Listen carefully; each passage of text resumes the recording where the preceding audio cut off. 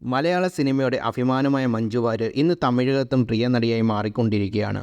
Super star സിനിമകളിൽ തുടരെ നായികയായി എത്തുന്ന മഞ്ജുവിൻ്റെ കരിയോഗ്രാഫ് തെന്നിന്ത്യൻ സിനിമാ രംഗത്ത് അത്ഭുത കാഴ്ചകളാണ്.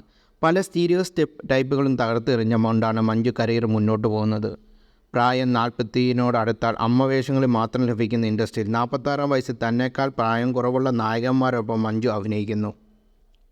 തിരിച്ചുവരവിൽ ഇത്രമാത്രം ആഘോഷിക്കപ്പെട്ട മറ്റൊരു നടിയും തെന്നിന്ത്യയിലില്ല. ജീവിതത്തിൽ ഈ ഘട്ടം പൂർണ്ണമായും ആസ്വദിക്കുകയാണ് മഞ്ജു.